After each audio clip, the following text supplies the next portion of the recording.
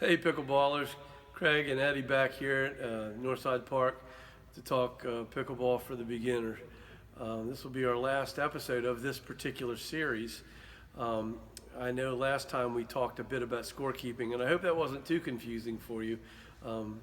Get out and practice and play a few times, and your partner will help you. Trust your partner, trust your opponent. Pickleballers are general or honest, and they'll help you out with it. And it won't be quite as hard as maybe we've made out. Today what we would like to do is talk strategy a little bit. As I said, this will be our last episode of the beginner series. So we want to give you some pointers on where you need to be, when you need to be there, things like that. Okay, today Craig and I are going to be joined by Hunter Nelson and with a special guest star of Karen Shockley. Some of you know Karen. If you don't, Karen works the front desk, and she's the real nice lady that takes your money when you come to play pickleball at drop-in. She's quite possibly the nicest person in the entire town of Ocean City, and it's an honor for her to be able to help us shed the strategy stuff today. And Craig, we're ready to go. Hey, thanks, Eddie. All right, I guess we're ready to play now. So we learned how to serve, we learned how to keep score. Now we got to figure out where we belong on this thing. So on this side, we're going to be the server side, and on this side over here, up here, it's going to be the returner side. So we're going to have the server. He's going to start on the right-hand box, right here. They're going to be behind the baseline. Their partner, who also is going to be back, they technically don't have to be behind the baseline since they are not serving. But it's good to be back because you're going to have to let the ball bounce. Remember the double bounce rule. The return team. Well, the server is going to serve to the diagonal box here. The returner is going to be back because you don't know if the server is going to hit a short shot or a deep shot. The returner's partner is going to be up here at the kitchen line. You're probably asking yourself, well, why doesn't this person have to be back there? Because we already know this person's going to serve to the right-hand box. So, and remember on the double bounce rule, which we learned in previous episodes, they just have to let the ball bounce once. Then on the return, they have to let it bounce. So we already know it's going to this person. So this person can be close. And why do you want to be this close to the kitchen line? Well, games are won and lost at the kitchen line. It is a huge advantage to get both of your partners up here at the kitchen line. So, we're going to serve it, they're going to serve it, they're going to let it bounce. They're going to hit the ball right after they hit the ball. They're going to move exactly up here, right up the kitchen line. So now, both partners on the return team are up the kitchen line. So, they're going to let the ball bounce now on the return. It can go to either person. This is why this person has to be back also, who's not serving, because you don't know who it's going to go to. So, when they hit the ball back, both teammates at the same time are going to go up like a wall to the kitchen line.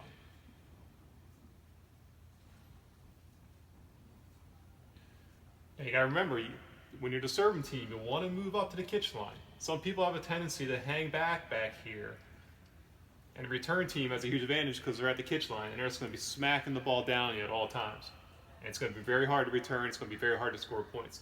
So you got to remember, when you get that return hit from the return team, to both move up together.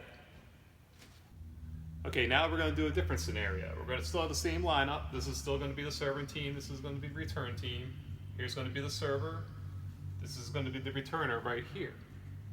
The server, you definitely want to get your serves long and deep, because what that does, you kind of want to keep them back. So if you're serving the ball and it's landing here,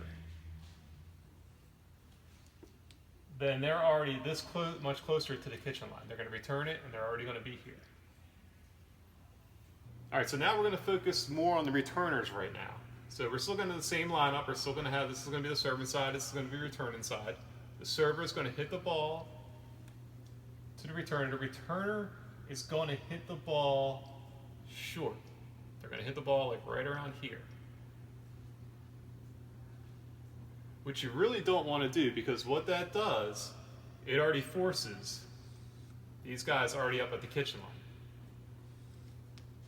Because remember, if you would hit the ball deep, you would keep them back here, and you would have the advantage of the kitchen line.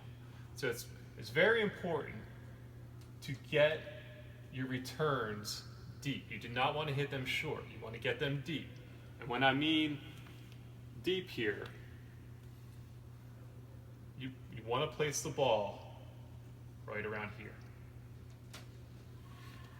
And why do you want to do that? Because A, you keep both servers back, the serving team. You keep the serving team back, and you also cause a little bit of confusion. Who's going to get the ball? So that's where these two have to communicate. If they don't communicate, either A, they're both going to hit the ball together, or B, neither one of them are going to hit the ball. So communication is key too. So when you return that ball, you want to get it deep and you want to get it to the middle and force a little bit of confusion. Force who's going to get the ball. Okay, sometimes during the game you might lose your focus. You might forget where to stand or whatever.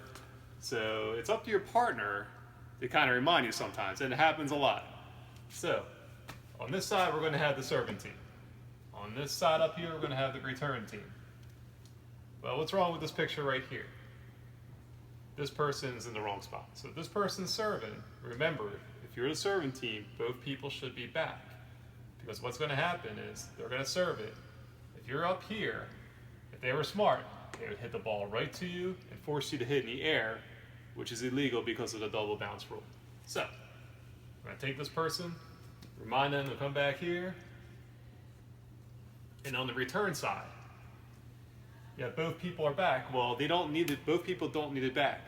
Only the person that's returning the serve has to be back. So this person can actually move up to the kitchen line.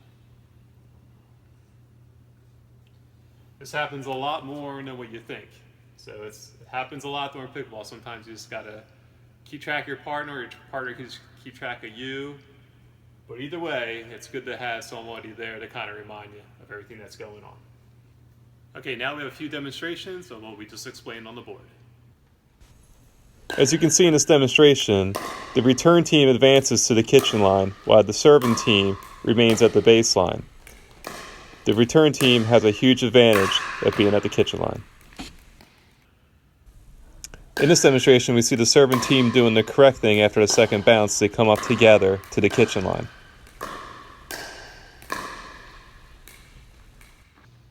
In this demonstration, the serving team serves the ball short, which gives the advantage to the return team to get to the kitchen line faster.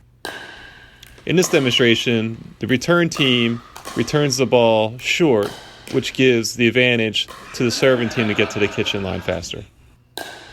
Here we see a nice deep return, causing confusion to the two members of the serving team. Communication is key in pickleball. As you can see right here, both players communicated on the serving team to see who was going to hit the ball. As you can see in this demonstration, the return team will switch sides right now. This is allowed to retrieve a hard-to-get ball, but players must return to the original side. Here you see both players of the return team back. The only person that should be back is the person receiving the serve. The other player should be at the kitchen line. Here you see the serving team. The server is reminding the other player that they should move back because of the double bounce rule. Here's not what to do. The serving team has one person up. They do not let the ball bounce on their side for the double bounce rule. That is illegal. After you serve, make sure you stay back because you gotta let that ball bounce on the double bounce rule. Well, I hope that you've gained something from checking us out here on Pickleball Pointers for Beginners. As this is our last episode, Craig and I hope you've picked up enough of this information and gotten out and practiced and ready to go and play pickleball with us. We also are starting a new series called Pickleball Pointers for the Intermediate Player. If you think you've mastered that beginner session, then move on up to the beginner session with us and stay in touch. Thanks for joining us again. See ya.